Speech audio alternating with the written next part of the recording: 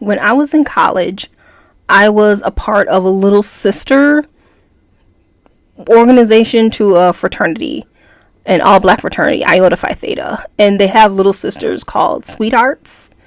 And the whole role of a sweetheart is to just help the pledges and help plan, parties and community service and all that stuff.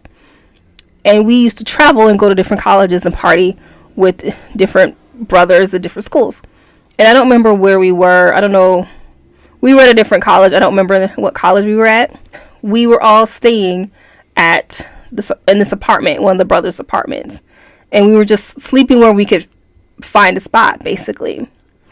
And me and one of my sweetheart sisters were sleeping in a bed with a fraternity brother from that school. So it wasn't one of our brothers. It was whatever school we were visiting. It was that brother. And so he was in the middle. And it wasn't just us three in the room. Like, it was a couple people were on the floor. And there was somebody there were like 6 of us in that room. So it wasn't just us. It was like more people in that room. And outside the room, I could hear one of my brothers say, I think he's asleep. Hold on. And I wake up and it's a woman. And she's asking to see her boyfriend, which is the guy that's in the bed with us. And so I didn't really think too much of it because, like I said, my friend, my sweetheart sister was on the other side of him in the bed. It was 3 of us in the bed. There were people on the floor. So I didn't think too much of it. But I could hear my fraternity brother on the outside kind of panicking a little bit. And so he comes in and he's like, hey, your girlfriend is out here. And he jumps up out of the bed. And I look over and my sweetheart sister is not in the bed with us anymore. She got up in the middle of the night. I didn't know. I almost got my ass kicked by some dude's girlfriend because I was in the bed with him. And we were just sleeping. There was nothing. There were no shenanigans. It was just sleeping. I'm not a fighter. So I would have got my ass kicked. Yeah. Hello everyone and welcome back to the Novel Universe with your host Dawn. It's just me today and I will be talking about Bitter by Akwaeke Emezi. Alright. I am Dawn, one half of the Novel Universe podcast, which I usually do with my friend Ashley. Hey Ash. But sometimes Ashley and I read different books and we like to talk about them. So that is what I will be doing today. Welcome. Per usual, I will do the overview of the book. I will rate the book. I will talk about my dislikes and my likes. And this will not have a spoiler edition because it doesn't really need one. Alright, let's get into it. Bitter is considered a prequel to Pet. So it kind of has a similar premise if you read Pet. And it is about our main character, Bitter, who goes to an art school called Eucalyptus, and she lives in a world where there is some civil unrest. So there is a group of people, young people, who are fighting the revolution.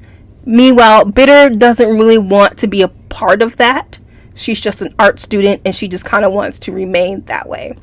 Until one day she's kind of forced into all of that by one of her paintings. Like I said, if you read Pet, you will kind of know what I'm talking about. I gave Bitter a 4.5. And this book kind of took me on a roller coaster. Like, it was kind of like up and then down, up and then down. And I eventually settled on a 4.5.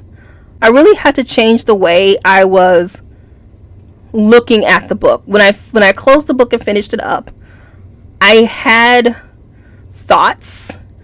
But after I really thought about my thoughts, was like, I had to change. And this is what I mean by that. Usually I do dislikes and likes. I don't really have any dislikes. So I'm just going to go into likes. And why I kind of changed my attitude as I was reading this book.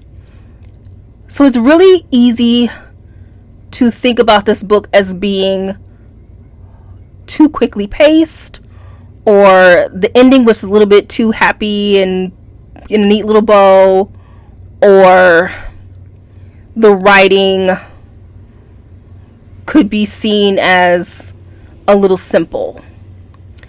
But, and this is where I had to think about this book, the author is not new to writing. She's quite an accomplished writer. She knows how to write a story.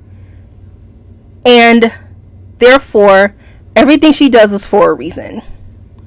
And I had to think about it. Now, if she was a debut author, then I probably would have been like, oh, the story is a little too simple to be YA.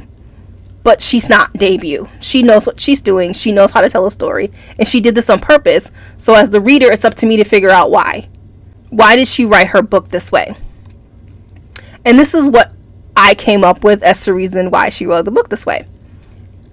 If you're new here, I am a teen librarian. I've been a teen librarian for 12 years.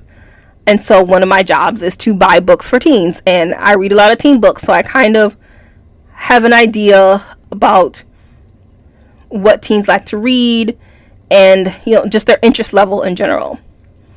And I think that this book, I think she wrote it this way because, and I don't know if I explained what this way means. This book is only, it's around 300 or so pages. I don't know. I listened to it. So I don't know how many pages it is, but it's not a long book. And so therefore it's quickly paced. And when I say that these teens are fighting the revolution, like usually, you know, that takes some time to fight and to beat the revolution. And like I said, this book is rather short. So the pacing is quick. When I'm talking about the certain way she wrote the book, the pacing is what I'm talking about. Is there's a reason for her quick pacing. So I think she wrote the book the way she wrote it is so that it is approachable for teens of varied ages. Sometimes if a book is written for a younger teen, an older teen will not get anything out of it, or as they won't get as much as they possibly could if it was written for an older teen, because the language is too simple, the themes are too on the nose, whatever. But this book, I think, is approachable for a 14-year-old or a 13-year-old as well as an 18-year-old. And as someone who does book clubs, this book is great for any age group between 13 and 18. For example, there is a character named Vengeance in the book.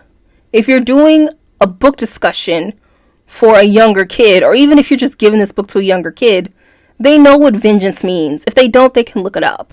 It's not a hard word, but they know what it means. They know what it means in relation to the situation, which is basically comparable to the Black Lives Matter protests. So, you know, they can figure out the theme of the book by way of the word vengeance and the character vengeance. However, an 18-year-old is going to get a deeper meaning out of vengeance as a character than a 13-year-old. And you could have a deeper discussion with an 18-year-old with this book than you would a 13-year-old.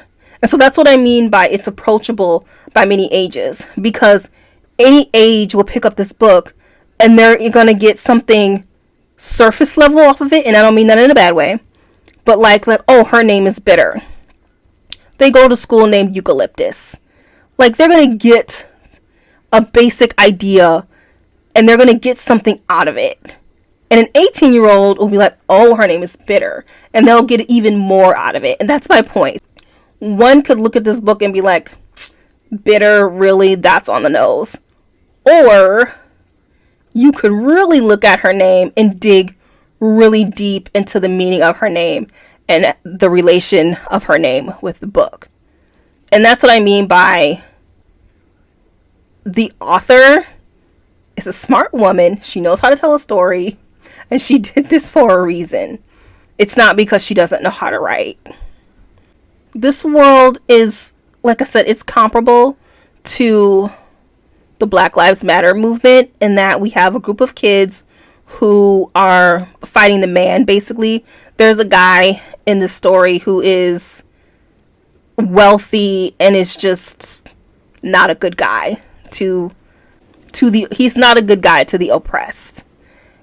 And so the kids have risen up because the older people, they're just not doing enough, and the younger people want to make things happen, and they want change now. And change comes pretty quickly in this book. And when I say tie it up into a neat little bow, a nice little happy ending, it's technically unrealistic. However, it works in this book because as a Black person, the story mentions how every generation is dealing with this, which is true. And so you think, as a Black person, we always think we've come so far. We're like, yes. Example, we have a Black president, or we had a Black president. We've made some inroads. We've done something. Until a Black man is shot in the back 7 times, point blank. Until a cop has a knee on a man's neck. And then it just kind of brings you right back to reality. And you feel like you haven't gone anywhere. And I think we have just been living with being Black in America for so long. It's nice to have a happy ending. It's nice to see in a book where these kids, they fight the revolution and then change happens toward the end of the book. Good change. Whereas in reality, year after year, after decade, after century of nothing changing, or very little changing, or we make advances and then we get pushed backwards, starting over again. So when you think about it like that, it's like, yay, happy ending, and not, that's not a realistic ending. My favorite part of the story is when Bitter and her boyfriend Aloe go on a date. And Bitter is, at first, she's very reserved. She's kind of keeping it to herself. And at one point, she's just like, screw it. I'm just going to show him all of me. And if he likes it, great. And if he don't, I don't care. And he's talking about hope and how you have to have hope. And she's like, screw that. Hope sucks. I don't have hope anymore. And I like that part because I feel like we're all, especially Black people, we're all a little bitter. And we've all kind of lost hope. Because as I said before, we think we've come far. Just to be reminded that we haven't. Because, yay, Black president, 5 years later, they're trying to keep us from voting. All these ridiculous voting laws are coming out. They were dealing with shitty voting laws in the 60s. Here we go again. It's like we just lose hope because we just feel like it's not changing. One thing that happened that just challenges your hope was John Lewis. And he's on the boulevard, on the Black Lives Matter boulevard. And then they cut to 60 years prior to him being beat on a bridge just so he could vote. This poor man is still fighting for basic rights. And you're like, we haven't gone anywhere. It makes you question hope. Just like Bitter is doing, she's questioning hope. Because it's exhausting. Hope can be exhausting. And she's tired. And I felt it. I feel it all the time. A lot of people do. And so I see myself in Bitter. I think a lot of characters see themselves in Bitter. The date moment was a real pivotal part in this book. Emezi is a beautiful writer. Like, there were moments of like poetry, but it's not written in verse or anything. But just her writing is just very poetic. And it's beautiful. So I really enjoyed the writing style in the story. I enjoyed all of the characters and everything they brought to the story. I liked their names. Bitter and Aloe, and the school she went to was Eucalyptus, and her headmistress was Virtue, Miss Virtue, and I liked all of that because it is quite poetic. Yes, you can see that as being on the nose, but when it's done so intentionally like that, it's poetic. It's not on the nose. The story really the story really makes you think. And it makes you think as an adult. And a kid will read it and they will also think as well, which is what makes a good YA book, in my opinion. I think that, yes, YA books are written for teens, but I do think adults should be able to come away with something. Just any whether it be a theme or related to a character, something. And I do think that adults will get a lot from this book, just as much as a teen will. A younger teen and an older teen. I do highly recommend this book. Thank you for joining me, and I will catch you in the next podcast or the next YouTube video. Bye-bye.